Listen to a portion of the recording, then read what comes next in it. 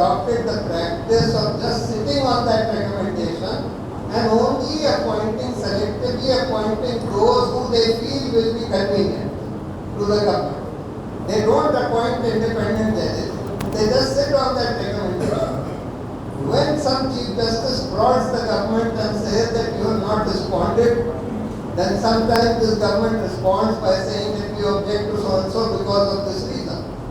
Thereafter, if the collegium unanimously reiterates, they have no choice but to appoint them.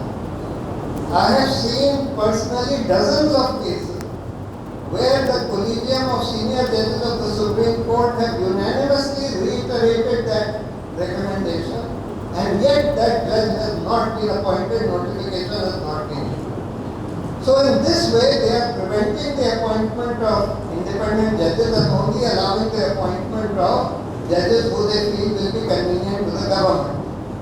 Then you have this new thing which has now emerged, that this government has been using all the investigative agencies under its control, IB, CBI, ED, NIA, Income Tax, to gather whatever dirt they can on influential judges, especially those judges who are in line to become Chief Justice. If they find any problem with any judge or his immediate family, they use that information to browbeat those judges, influence them and bludgeon them to submission.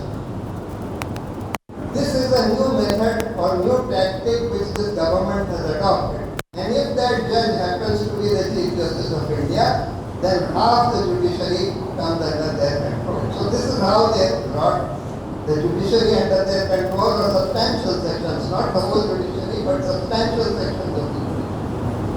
Then the Election Commission, we took a case to the Supreme Court saying that Election Commission cannot be appointed only by the government. Supreme Court, 5 judges of the Supreme Court said, yes, that is correct. They can't be appointed only by the government. They have to be appointed by a committee of Prime Minister, Leader of Opposition and Chief Justice of India. They didn't accept this judgment and they brought a new law to overturn that. They removed the Chief Justice from the appointment committee and replaced him with another minister. So now you have Mr. Modi, Mr. Amit Shah and the Leader of Opposition. And even if the Leader of Opposition disagrees or dissents with the selection, they go through with whoever they want, and that is how we have got people like this Gyanesh Kumar or that Rajiv Kumar, etc. They are appointed despite the opposition of the government. Despite the opposition of the Leader of Opposition. And you have a situation where the Election Commission has become an instrument in the hands of the government. Comptroller and Auditor General again appointed by the government. And again, you see, for a long time CAG was an independent institution. But in the last several years we have seen that its independence has collapsed. And the greatest evidence of that is that the audits of BJP-ruled states and BJP governments have dropped to less than half, 1/3 or 1/4 of what it used to be. While audits of only opposition states continues. The second evidence is that in the Rafale audit, the CAG for the first time removed the pricing details from the audit. This had never happened in any defense deal audit by the CAG. For the first time it happened in the Rafale deal, and the fact that the government ordered the CAG not to put pricing details in the audit is clear from the fact that before the CAG completed the audit, the government submitted a note to the Supreme Court in a sealed cover saying that the CAG has audited this. The audit has found that nothing is wrong with this deal, but the pricing details have been removed by the CAG. Now, how did the government know before the audit report came that the pricing details would be removed, when in fact they had never been removed in any defense audit? Only because the CAG's audit was done on the orders of the government, and they did exactly what they were told to do by the government. Same thing is happening to police agencies, to CBI, to ED, etc., which have all been made instruments of this government. And now we have something even more serious, which is the manipulation of voters lists, etc. I am told that in Assam they have recently done some delimitation exercise in which they have tampered with the constituencies in a manner so as to help the ruling government. And we are seeing that this whole exercise of revision of, there is a special intensive revision being done of the voters list in Bihar, and that is being done in a totally dishonest manner by the Election Commission. They are saying that you have to give one of these 11 documents, and majority of the people in Bihar don't even have a single one of those 11 documents. When the Supreme Court said you accept Aadhaar, they said no, we will not accept Aadhaar because this is not proof of citizenship. Most of those 11 documents are also not proof of citizenship. But they say no, we won't accept Aadhaar. And then they have reserved the power. Finally, the Election Commission will decide whether somebody's name is to be included or excluded from the final roll on 30th September. And immediately after that, elections will be announced, so thereafter there is no recourse. So they have given to them an arbitrary power of removing any name from the electoral roll. And they want to do this exercise in every state in the country, in state after state. Right now they are doing it in Bihar in a very hurried manner because Bihar elections are due in October. So we have a situation which is very frightening for our democracy, for our republic. On the one hand, all the institutions have been bludgeoned to submission. The whole electoral democracy is under siege by manipulation of electoral rolls, and of course we don't know about the integrity of these electronic voting machines either. We know that they have a programmable chip, and if you put a malicious program in that chip, you can manipulate the votes even in the electronic voting machines. So now the question is, what do we do? What do we as civil society do in this situation? Civil society can play a very, very important role in reversing the situation. See, Yogendra Yadav once said, and I agree with that entirely, that the BJP has what is called a troll army. That troll army consists of some few thousand paid people who are paid 50,000 a month or 50,000-60,000 a month, and whose job is to spread misinformation, falsehoods, and do government's propaganda through the social media and through WhatsApp, etc. However, we as civil society can make what is called a truth army. And this truth army's job would be not merely to counter this falsehood and propaganda of the BJP troll army, but also to spread positive things which are necessary for the people to know. For example, about the benefits of the Hindu-Muslim engagement in India. That Muslims have played a very, very important and positive role in our society, and if you try and divide society on communal lines, you are weakening the country. So, this is something that civil society, we don't have money, but we can have volunteers. We will need only a few full-time people in this truth army. The rest will be volunteers who can volunteer even 1 hour a day of their time to become part of this truth army. This is one of the things that we can do. Similarly, you see, there are many important issues in this country today. Two of the most important issues are the integrity of our elections and our voters lists, etc. That campaign has been taken up by the political parties for the time being, but I believe this is a more important issue primarily for civil society, for the voters in our country, and we as civil society need to strongly participate in that campaign. Third, we have a very important issue of employment, and I feel that on employment there can be a big. इसमें हर्ष ने पूरी अपनी most of his life after इन्होंने जब resign किया Indian administrative service से, इन्होंने अपनी जिंदगी लुटा दी उसके लिए। इन्होंने अपनी जिंदगी लुटा दी उन मुसलमानों के लिए जिनको खदेड़ रहे हैं, जिनको धक्का दे के निकाल रहे हैं, उनको टारगेट कर रहे हैं। तो उन्होंने इस मामले इस कारण उन्होंने प्रोटेस्ट किया जंतर मंतर में, और उसका रिएक्शन ये दिया। एक उनके लीडर हैं महमूद मदनी को उन्होंने ये कहा कि ये जब एजुकेशन मिनिस्टर थे, इन्होंने करिकुलम को बिल्कुल तहस नहस कर दिया। अरे वो तो एजुकेशन मिनिस्टर थे ही नहीं। Look at his lack of knowledge. He is calling a Rajya Sabha member, Rajya Sabha member थे ये Mahmood Madani, he was not an education minister. False इतनी गलत बयानी है इसमें, इतना लैक ऑफ नॉलेज है कि मैं आपको अगर मैं आपको समझाऊं आप तो उन्हीं सब कुछ खुद समझते हैं। तो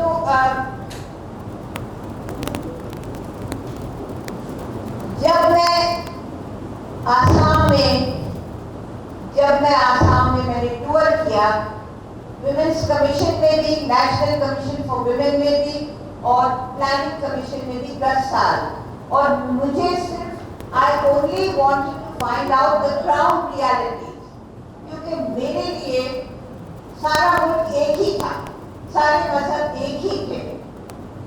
तो मैं ग्राउंड रियलिटीज को मैं प्लानिंग कमीशन के हॉल्स में और ऑफिसेस में लेके जाती थी और अपना experience, I used to relate my experiences in the planning commission, और उसके हिसाब से हमारी पॉलिसीज 100% तो नहीं मगर काफी उसके it used to be influenced by those policies, those narratives that I was able to relate to them.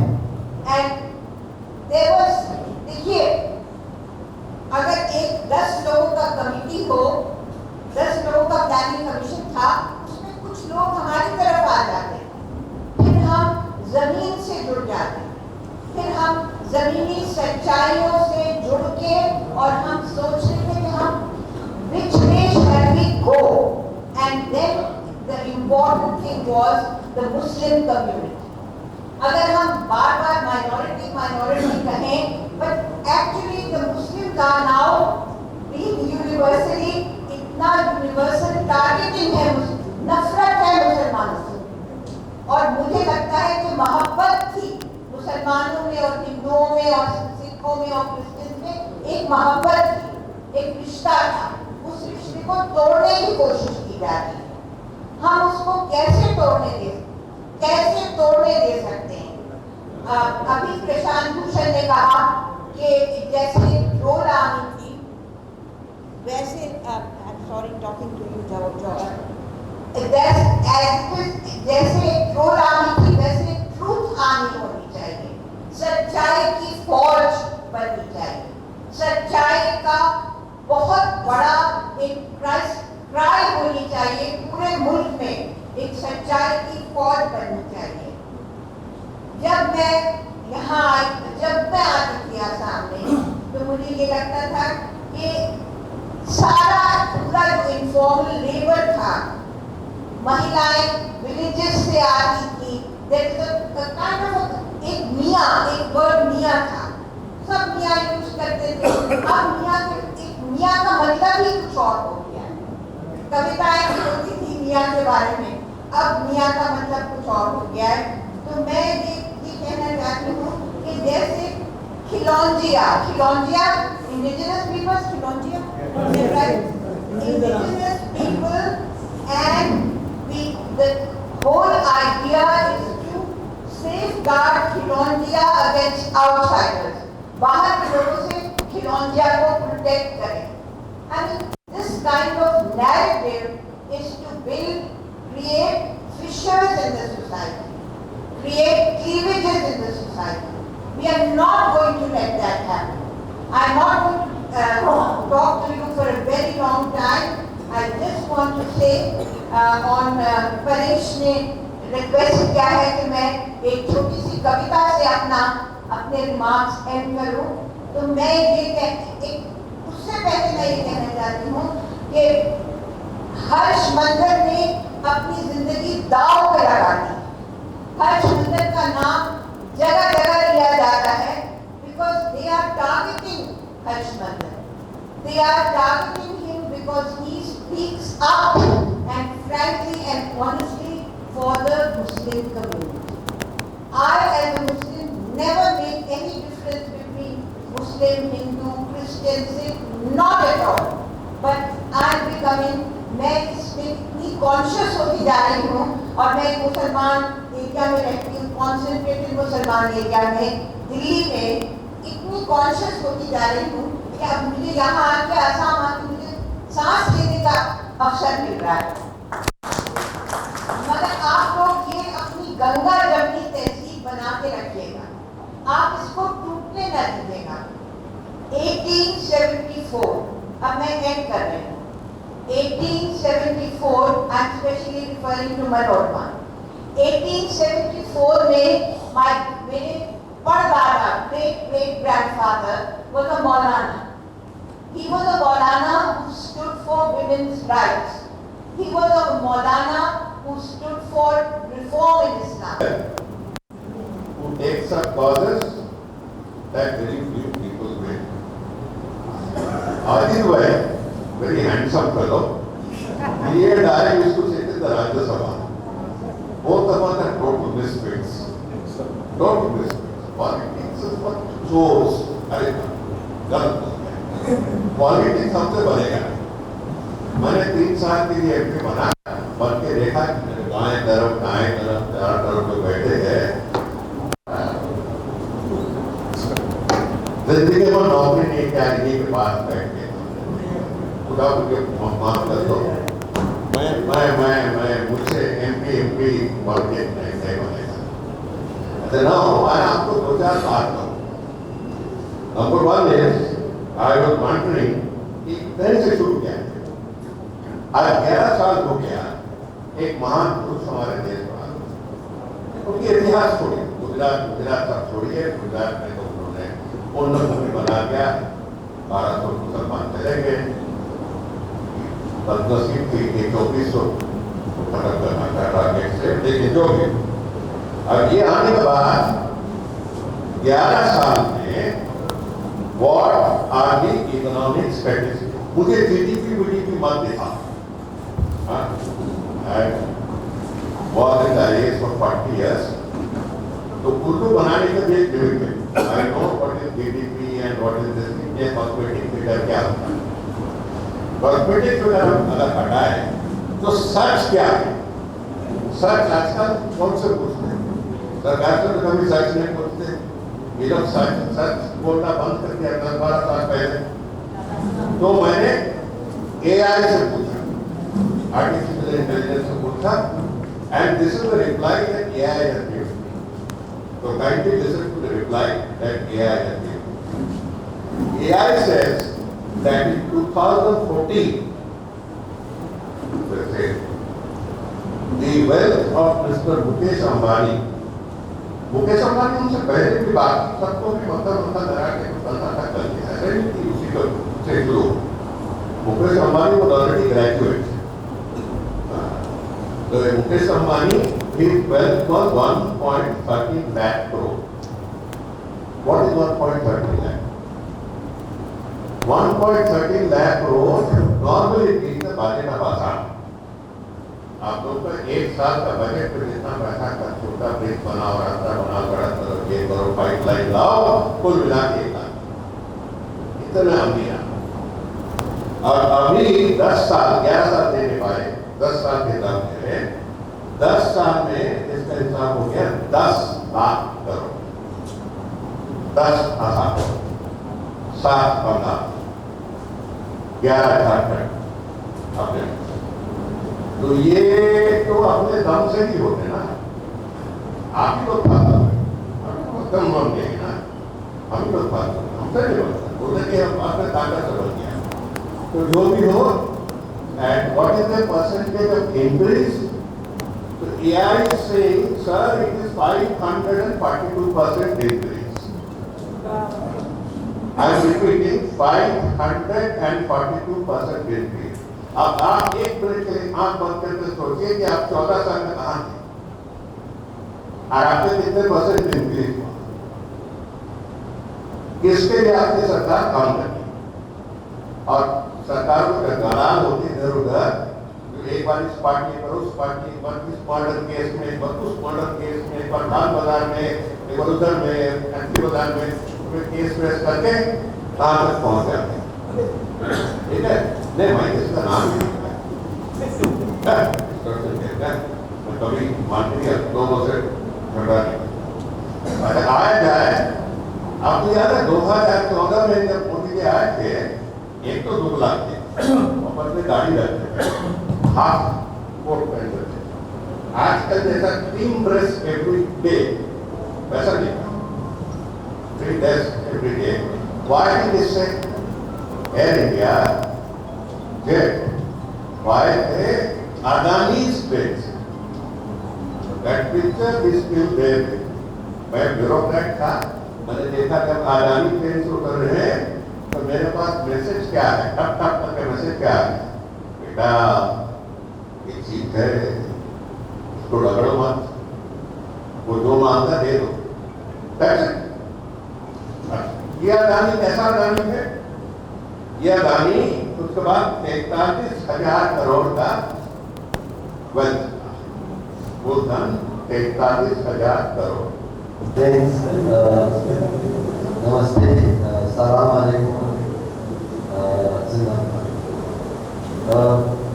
मैं कई एनालिस्ट ने असम के प्रति अपनी मोहब्बत को जिक्र किया। मेरा जन्म है, मेरा जन्म शिलोंग में हुआ था। When Shillong was the capital of undivided Assam, मेरे पिताजी यहाँ सर्वंट थे और तब से एक रिश्ता रहा है, बहुत गहरा रिश्ता असम से रहा है। थोड़ी बातें मैं रखना चाह रहा हूँ। कुछ दिन पहले, सबसे पहले आपके मुख्यमंत्री ने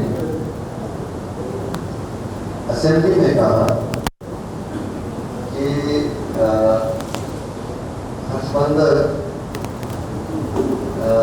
लोगों को सहायता करने में या फॉरेनर्स को यहाँ प्रवेश कराने की कोशिश कर रहे हैं, उनको जेल में मैं भेजना चाहता हूँ।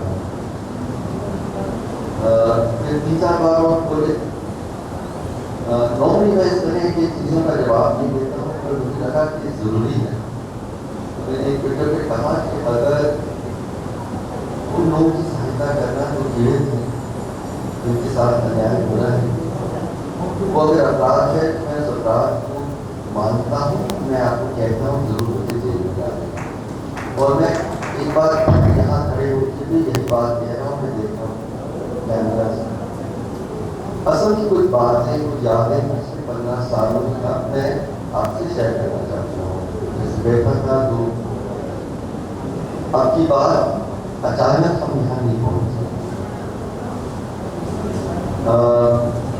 कहाँ से शुरू करूँ? मैं समझता हूँ 2014 से 11 सालों की बात करें, जब यहाँ का चुनाव